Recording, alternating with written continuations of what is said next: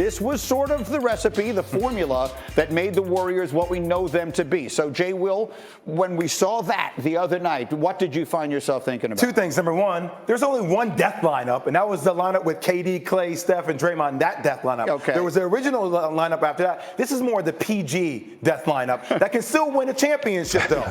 It can still win a championship. So my thing is, if you're getting 16 points from Steph, but you're getting that kind of point production from Jordan Poole, with the way that they play, with the way that they're defending, this is turning into a very scary team at the right time. I think the emergence of Jordan Poole really helps this team go to a different level. Oh, he is good. What'd you see from them, VC?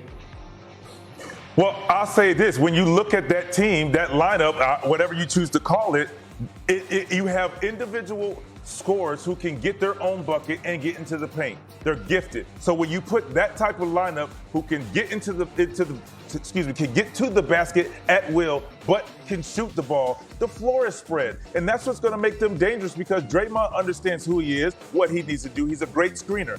He replaces where the floor is still open, and Jordan Poole, obviously Klay, as well as Steph, can eat, and Andrew Wiggins can do the same. So the floor is space. When you beat a player now, like, you're late every time, and these guys make the right decision, and that's what makes them so tough to guard. And look, at the risk of overreacting to one game, the Warriors did that with Steph really just working his way back in, actually coming off the bench. In the meantime, the 2 seed in that conference, Memphis, looks like they are going to be in a dogfight with a good, tough, young, scrappy Minnesota team. So in the way we said things are starting to break a little bit nicely for the Sixers, right this moment, it feels to me like it might be for Golden State as well, Jeff. See, we have the narratives twisted a little bit. Memphis is a young, scrappy, hungry team, right? But who's not a veteran team. Yeah. You're playing against a Minnesota who is a veteran team led by Patrick Beverley, D'Angelo Russell, Karl Anthony Towns. So, Memphis got punched in the mouth at home. Like, I expected this. Like, there needs to be a dogfight so they can get their playoff legs. You know what I mean, VC? It's fine to be sustained excellence throughout the regular season,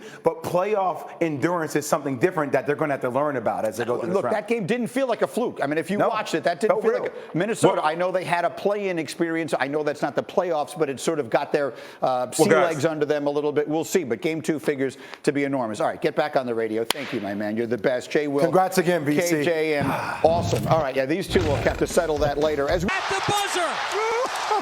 Did somebody's grandma just make a sweet potato pie? Damn! I can't believe it. Listen to Cornbread Maxwell. Jay Will makes his way over across the hall from ESPN Radio. All right, unbelievable finish, about as good as it can possibly be. Show us how it happened. All right, so just know this going into this, all right? Steve Nash and the Brooklyn Nets offense, it's more like your go, my go, your go, my go, your go, my go with Kyrie Irving and KD. But Boston actually runs sets, which they executed down the stretch. So off the bat, you're going to see Marcus Smart stay on this side of the ball, keeping Kyrie on this side of the court. And you're going to see Al Horford making the right defensive play, coming up here for the blitz. And now look at the time and situation here, okay? They have 2 timeouts. They decided not to call any timeouts. If I get the button to work, it's not working, that's fine. 2 timeouts right here. You see it in the bottom left-hand corner. You could call timeout. Here they come out with the blitz. Let's let the play go. He comes out. Here's the shot Kyrie should have taken. Great job of Marcus Smart. There. Catch him here in the hezzy. Now look, as he comes out on this side, he's coming. Look, he's parallel. His feet are parallel. That's not how you want to close out. You're going to see Kyrie able to attack this version right here. That could have been a shot. I wish Kyrie would have taken this shot. Right here, boom. That should have been a shot. He decides not to, draws it in. But watch this. While everybody else is going, look at all the blue. Look at the blue people here. Standing, standing, standing. Everybody watching Kyrie. Nobody moving without the ball. They end up getting a tough shot. KD kicks the ball out, gets double teamed. Great defense by Boston. You have to give them all the credit in the world. That's one heck of a contest, and great defense by Boston. As the ball comes down on the next possession, look at how Boston operates, guys. He drives here towards the baseline. Ball gets kicked out. Now, look, this is a shot, guys. Marcus Smart, last year, 2 years ago, he takes this shot. He takes that shot. There's no doubt about it. He takes that shot. He decides to give a head fake. 2 defenders goes up. Now, I'm going to go back just a tad so you can see what I'm talking about here. Ball goes here. Boom. Now, look at this, guys. KD is guarding Jason Tatum. Where's KD, Greeny? Where's his head? Yeah. His head is looking at the ball, right? Shot fake goes up. Ball. Look where Jason Tatum goes. Boom. Right back here. These little plays, nice spin move for a layup. So look at one team plays, Your go, my go, your go. Let me stand and watch you, Kyrie, do your thing. Oh, I have to take a contested shot 5 feet behind the three-point line. The next team comes out. Marcus Smart makes a play. Jason Tatum cuts without the ball. Easy layup. That's extremely well done. We bring Vince Carter into the conversation as well. Look, I spent the whole weekend with Stephen A. and Jalen and Michael Wilbon. Come on, Vince. Hi, Jay. Stop wearing the Carolina blue stuff all the time. Okay, I know about the back and forth, but we got to stay focused on this because we had this unbelievable finish yesterday.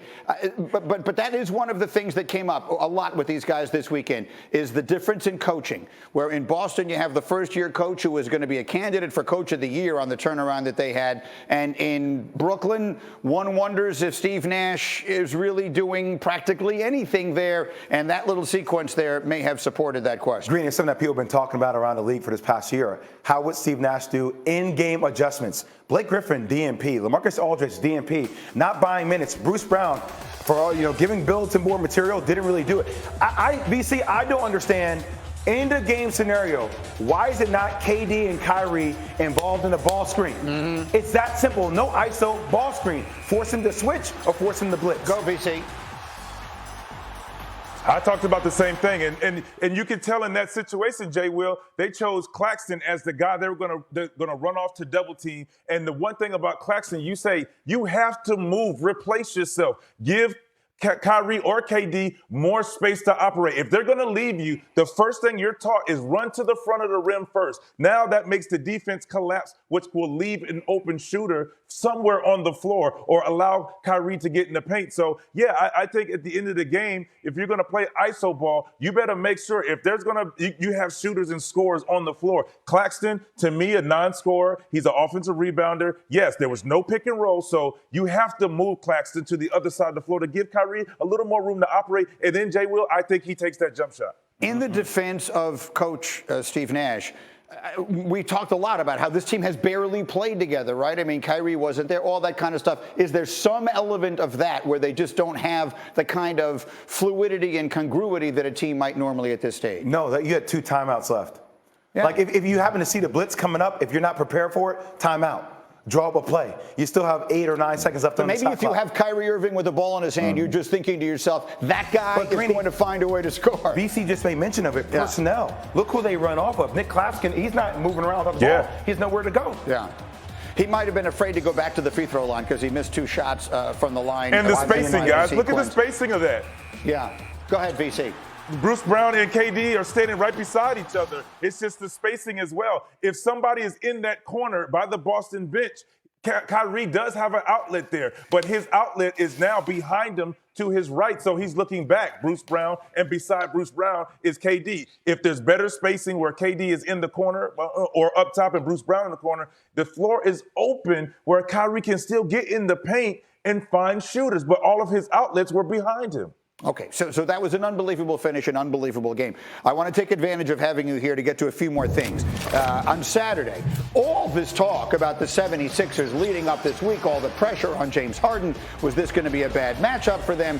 All of a sudden, Tyrese Maxey goes crazy with 38 points, Embiid looked good, Harden had a bunch of assists, and they look good. So let me ask you a question. After one game, Jay Will, has the narrative in your mind changed? All the consternation about the Sixers, do you feel markedly better about them now? I do if Tyrese Maxey and Tobias Harris play this way consistently. I know Tyrese Maxey has, but Tobias Harris is also a key because that takes a lot of the pressure off James Harden, and then you can have James Harden in big moments step up for those big opportunities. But I think the days of James Harden single-handedly carrying offenses, that's over. Go ahead, Vince.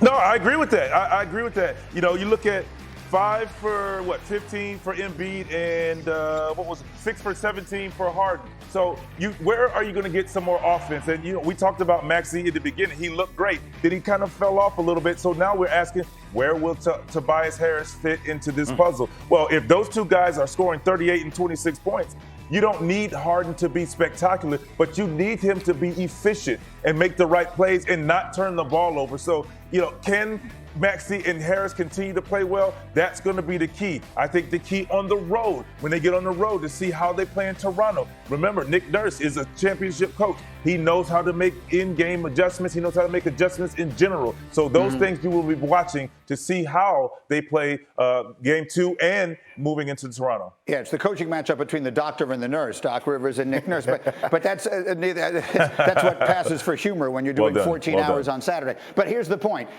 is that there are no excuses at this point for the Sixers. The Raptors will likely be without Scotty Barnes, Gary Trent Jr., and Thaddeus Young in this game 2. Philly right now, Milwaukee's on the other side of the draw. Boston's on the other side. The Nets are on the other side. Things have broken very well for the Sixers. It's easily set up for the Philadelphia 76ers to make it to the NBA Finals. It really is. I mean, look, we'll see. We'll learn more about them in Toronto because Matisse Thybulle cannot play. Right. So we'll see Tobias Harris become more engaged, more active. But if they get that kind of production from Maxey and Tobias Harris, along with James Harden, all the pieces, that's a championship team. One more I want to do, and that was Saturday night on ABC. We had the Warriors or Nuggets in Game 1, and that was a close game. And then Golden State went to their death lineup, or the new version of their death lineup that includes Jordan Poole out there with Steph and Klay